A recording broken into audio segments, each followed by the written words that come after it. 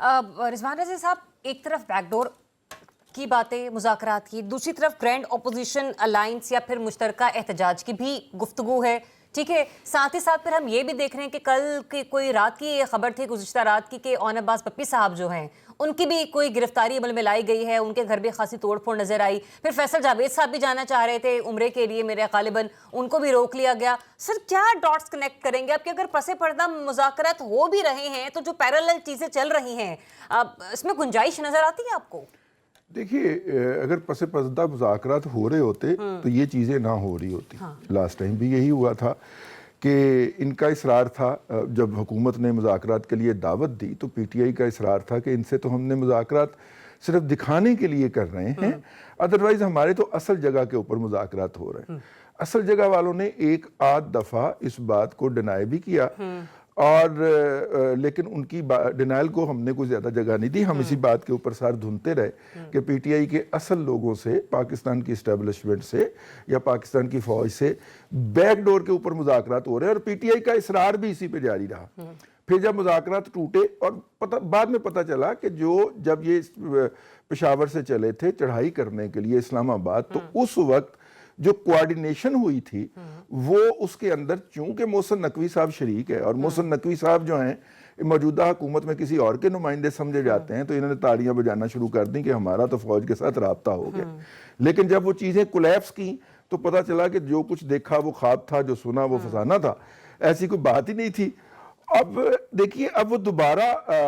دیکھیے انہوں نے اپنے ورکر کو انگیج کر کے رکھنا ہوتا ہے ڈیلی بنیاد کے اوپر. یہ مجھے انگیجمنٹ کیمپین زیادہ لگتی ہے، اور خاص طور پہ اس کی سٹوری کی ٹائمنگ دیکھی جائے انصار عباسی صاحب کی، جو انہوں نے کل سٹوری دی ہے کہ جناب وہ پراپرٹی ٹائکون ملک ریاض صاحب نے عمران خان صاحب کو جیل میں پیغام بھیجا ہے کہ محسن نقوی صاحب کو اپنا دوست سمجھیں، دشمن نہ سمجھیں. اچھا، ٹھیک ہے، یہ باقاعدہ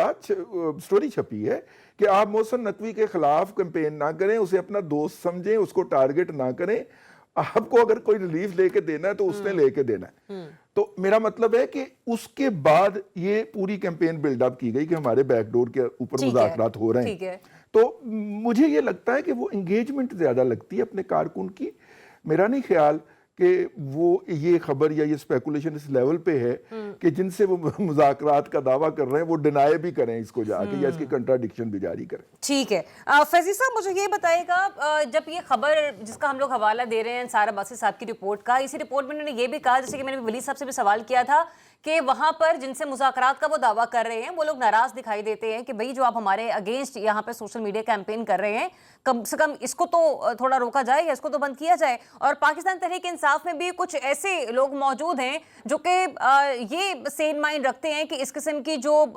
ٹویٹس اگر ہوتی رہیں گی یا سوشل میڈیا اسٹریٹجی اگر یہی رہی تو کم سے کم یہ جو گھی ہے نا وہ نکلتا ہوا نظر تو نہیں آ رہا سیدھی انگلی سے. تو پھر مجھے یہ بتائیے گا کہ اس کا مطلب یہ تضاد پاکستان تحریک انصاف کے تضاد تو نہیں میں کہوں گی، اختلاف رائے بھی پائی جاتی ہے، لیکن ساتھ ہی ساتھ سوشل میڈیا اسٹریٹجی بھی گامزن ہے. تو یہ چیزیں کیسے پاسبل ہو سکیں گی، کس طریقے سے فیور میں جائیں گی پھر بانی پی ٹی آئی کے؟ مجھے لگتا ہے کہ یہ وہ والے مذاکرات ہیں جس طرح پچھلے دنوں خبر نہیں آئی تھی کہ مہاتما کے کانوں میں مختلف آوازیں آتی ہیں. تو مجھے لگتا ہے سارے ہی اسی عارضے کا لاحق ہو گئے ہیں کہ انہوں نے آوازیں آندیاں نے کہ وہ مذاکرات ہم سے کر رہے ہیں اور وہ یہ چاہتے ہیں. دیکھیے، میں نے پہلے بھی بارہا دفعہ ذریعہ آپ کے ہی پروگرام میں یہ بات کہی ہے کہ سوشل میڈیا اور خاص طور پہ جو ایکس پہ ٹویٹس کی جاتی ہیں، پوسٹ کی جاتی ہیں، جب مہاتما کے پاس وہ چیز ہی نہیں ہے جیل کے اندر تو کوئی تو کر رہا ہے نا، اور اگر ان کے نام سے کر رہا ہے تو سب سے پہلے اس کو رکنا چاہیے. اگر آپ ایک طرف چاہتے یہ ہیں کہ جہاں پہ آپ مذاکرات چاہتے ہیں وہاں پہ ہوں بھی اور انہی کو آپ نشانے پہ رکھیں، انہی کے حوالے سے آپ جب وہ آرمی چیف برطانیہ جائے تو احتجاج بھی کرائیں افغانیوں کے ساتھ مل کے، جو خود دلی کے راستے اختیار کر کے پہنچے ہوئے ہوں لندن اور وہاں سیاسی پناہ لی ہو. لہٰذا یہ ساری باتیں تو دیکھی تو جاتی ہیں نا. اور کس طرح پھر مذاکرات ہو سکتے ہیں کہ ایک طرف آپ جو ہے وہ تضحیک آمیز چیزیں بھی کریں، آپ ملکی اداروں کے خلاف بھی جائیں، آپ اپنی جو دل چاہتا ہے، جو خواہشات ہیں اس کو سامنے لے کے آئیں، اور پھر آپ یہ سمجھیں کہ نہیں ہم اتنی اہم چیزیں ہیں کہ ہمارے ساتھ مذاکرات کے لیے وہ بھاگتے ہوئے چلے آئیں گے اعلیٰ جو شخصیات ہیں. ایسا ممکن نہیں ہے. اور میں تو حیران ہوں کہ جس ملک میں یا جس ملک کے حوالے سے باہر بیٹھے ہوئے لوگ ٹرولنگ کرتے ہیں اور سوشل میڈیم پہ جس طرح کی مہم چلاتے ہیں, اب جب ٹرمپ صاحب کا جو پاکستان کا شکریہ ادا کرنا, تو ہمت تو نہیں دکھائی کسی نے کہ وہاں ٹرمپ کے بارے میں بھی ایسی کوئی ٹرولنگ کی جاتی, امریکہ میں بیٹھ کے ان کے بارے میں بھی ایسی باتیں کی جاتی. لہٰذا میں واپس ادھر ہی آتا ہوں کہ دیکھیے یہ مختلف تضادات کا مجموعہ ہو گیا ہے. اندر سے کوئی بات آتی ہے, ادھر سے کوئی اور کچھ بے پرکی چھوڑ دیتا ہے, اس پہ پھر پروگرام شروع ہو جاتے ہیں, اس پہ ہم بھی بولنے لگ جاتے ہیں. کوئی سالڈ چیز بھی تو ہو نا, کوئی مطلب وقوع آپ ہو, یہ کوئی جگہ ہو. کہہ رہے ہیں کہ جو صحافی خبریں رپورٹ کر رہے ہیں ان کی دی گئی خبر میں کوئی اتنا وزن نہیں ہے.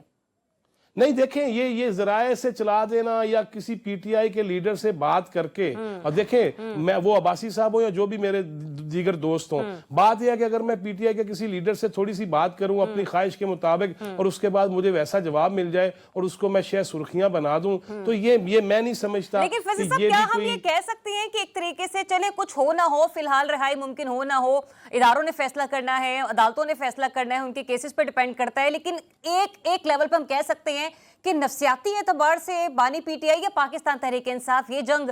فی الحال صرف نفسیاتی اعتبار سے نظر آ رہی, کیونکہ جیسے کہ ابھی آپ نے کہا نا کہ ذرائع سے چلنے والی رپورٹس کے اوپر بھی ٹاک شوز ہو رہے ہوتے ہیں, ہر ہیڈ لائن جو ہے وہ بانی پی ٹی آئی کے بغیر جو ہے وہ نامکمل رہتی ہے, تو یہ آپ کوئی ایج دیتے ہیں؟